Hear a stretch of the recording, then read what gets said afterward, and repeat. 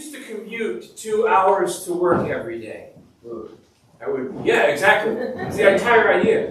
I would get on a bus and I would get to the metro, and then I would get on the metro and I would go into the city, and then I would walk another 6 blocks to the office every day, and then I would reverse the process in the evening. The thing about the metro was that I would get on at Dunmoring, and that's second from the end of the line. I don't know if it still is, but it's second from the end, which means everybody already got one who wanted the seat, already had one. Which means I got on and had to stand. And so as I was on my commute, I would daydream about what I would do to scam someone out of their seat. And my favorite was, getting on and going, ladies and gentlemen, brothers and sisters, I can't help but notice that none of us wants to be here. And I was just wondering, if you could be anywhere right now, you in this front seat, if you could be anywhere right now, where would you be? Oh, I'm happy right where I am. Bali, says the person next to her. Bali. Why Bali? And what's your name? I'm Bob. Bob, why do you want to go to Bali? Well, that's where my wife and I spent our honeymoon.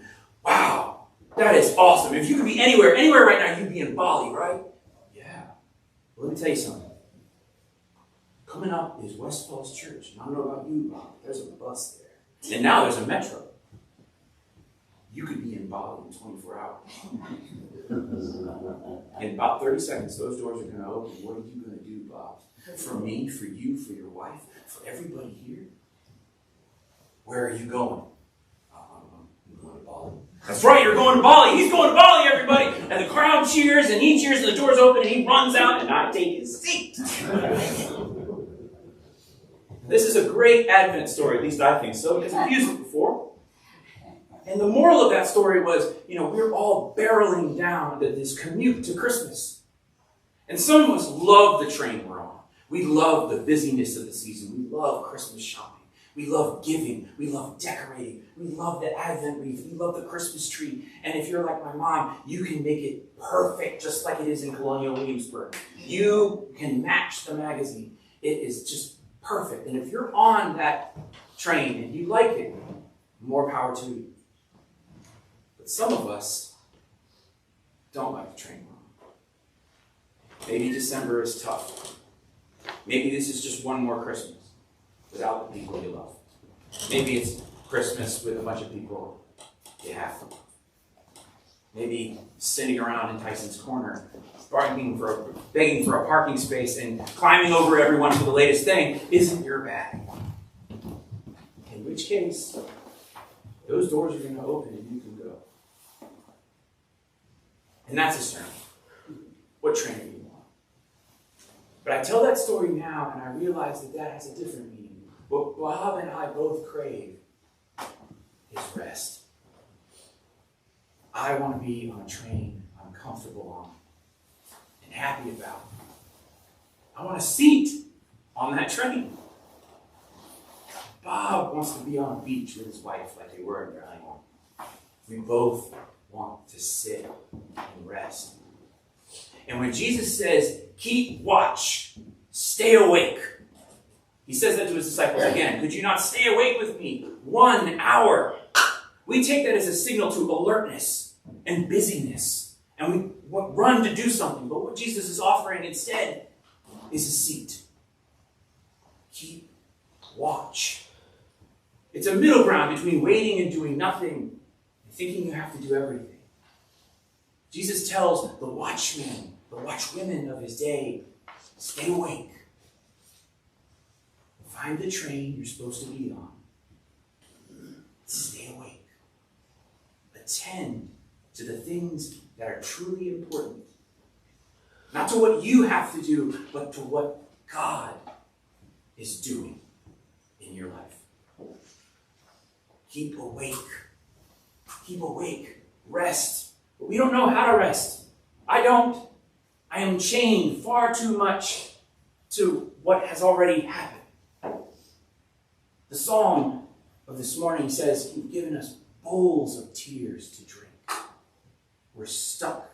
If there's a reason that you can't move from train to train, if there's a reason you just can't sit, it's because you're probably outrunning something. It's your past. And that past clings to us It chains us and holds us down. It's our record of our mistakes.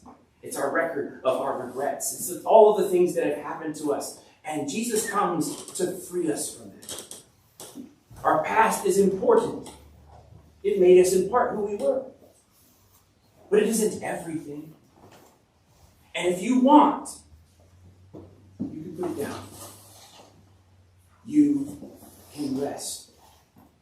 Most minds, most churches run and imagine an imagined past and try to get back to it, before everything went wrong. And Jesus comes and says, all of that is collapsing. What you really long for, what we're really looking for, is the day that God tore things open, tore the heavens open, and made the mountains shake in our lives. We're not looking for the church of old, the church of 20 years ago that God knew. We're looking for that moment when God woke us up. And that can be recovered, unlike the rest of the past. If we're willing to lay aside all of those things that hold us back and hold us down, we can recover that moment when God woke us up, and we can stay awake.